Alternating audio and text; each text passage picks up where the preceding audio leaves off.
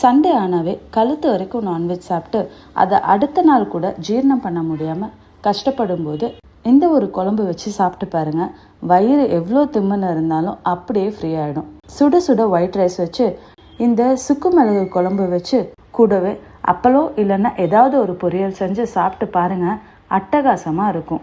இந்த சுக்கு மிளகு குழம்புக்கு நம்ம ஒரு பொடி அரைக்க போகிறோம். அதுக்கு ஒரு பேனில் 1 டீஸ்பூன் ஜீரகம், 1 டீஸ்பூன் மிளகு, 1/2 டீஸ்பூன் வெந்தயம், 1/2 டீஸ்பூன் கடுகுளுந்து சேர்த்து 2 நிமிஷத்துக்கு ட்ரை ரோஸ்ட் பண்ணிக்கோங்க. 2 நிமிஷத்தில் நல்லா பொரிய ஸ்டார்ட் ஆகிற சவுண்டு வரும். அப்போ ஒரு துண்டு சுக்கு சேர்த்து நல்லா வறுத்துக்கோங்க. இதை நீங்கள் ட்ரை ரோஸ்ட் பண்ணும்போதே நல்ல மணமாக இருக்கும். இதை நீங்கள் ரோஸ்ட் பண்ணிவிட்டு ஒரு மிக்சர் ஜாரில் சேர்த்து ஃபைன் பவுடரை அரைச்சி எடுத்து ரெடியாக வச்சுக்கோங்க. இந்த குழம்பை தாளிக்கிறதுக்கு ஒரு பேனில் கொஞ்சமாக எண்ணெய் சேர்த்து 1/4 டீஸ்பூன் அளவுக்கு வெந்தயம், 1 கை கருவேப்பிலை சேர்த்து நல்லா பொரிஞ்சதும் 10லேருந்து 15 சின்ன வெங்காயத்தை கட் பண்ணி சேர்த்து வதக்கிக்கோங்க.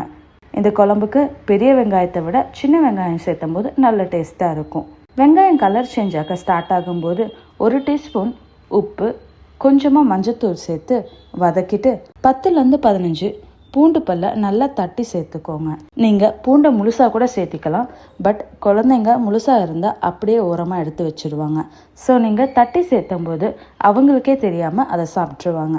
1 மீடியம் சைஸ் தக்காளியை பொடியாக கட் பண்ணி சேர்த்து நல்லா வதக்கிட்டு எண்ணெய் பிரிஞ்சு வரும்போது 1/2 டீஸ்பூன் அளவுக்கு மல்லித்தூள் சேர்த்து நல்லா வதக்கிட்டு ஒரு லெமன் சைஸ் புளியை கரைச்சி சேர்த்து நல்லா கலந்துக்கோங்க.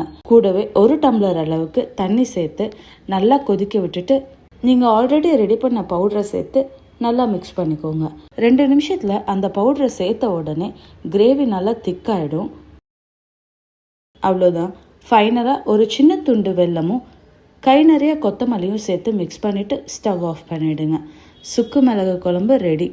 சுட சுட சாதத்தோடு சாப்பிட்டு பாருங்கள். சூப்பராக இருக்கும். அட்லீஸ்ட் ஒரு 15 நாளைக்கு ஒரு தடவையாவது இந்த குழம்பை வச்சு சாப்பிடுங்க. எந்த ஒரு டைஜஷன் ப்ராப்ளமும் உங்கள் பக்கத்துலேயே வராது. இந்த சுக்கு மிளகு குழம்பை ட்ரை பண்ணி பார்த்துட்டு எப்படி இருக்குன்னு கீழே கமெண்ட் செக்ஷனில் கமெண்ட் பண்ணுங்கள்.